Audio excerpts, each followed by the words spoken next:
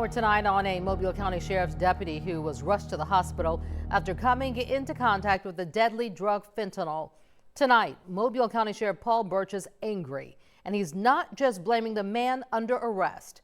Today, NBC 15's Darwin Singleton talked with the sheriff, who is now blasting a new law in several state agencies he believes are making it easier for ex-cons to commit even more crimes. If I could get my hands on some people, may not be a good situation. You're looking at a very angry sheriff. Angry because he almost lost a deputy to the deadly drug fentanyl.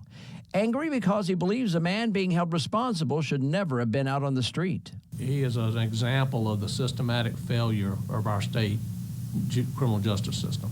The near-deadly drama began Thursday afternoon as deputies were tailing the suspect's car when the driver started throwing stuff out of the window. But when they finally got him to stop, it wasn't the man they were looking for. Instead, it was this man, 37-year-old Howard Ronald Marks Jr. of Mobile. He was armed with a handgun. Again, he's got multiple felony convictions. He's a violent offender. Burch says as a deputy was running a test on what was tossed from the window, he came in contact with the stuff and immediately collapsed. It was fentanyl.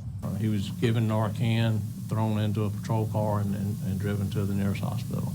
And thankfully is back home today. The sheriff tells me whenever deputies pulled over the car last night, they weren't expecting to find Marks inside. It wasn't his car. In fact, the sheriff says when you look at his record, Marks shouldn't have been out of jail at all.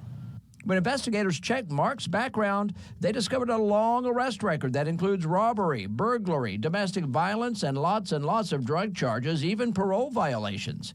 His latest robbery first conviction should have kept him in prison until 2035, says Burch, but he was released early last year.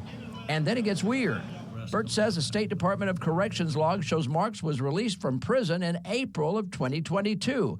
But arrest records show he was actually arrested for a drug trafficking charge 3 months before he was released. Burch says when the local parole office objected to Mark's early release, it fell on deaf ears in Montgomery.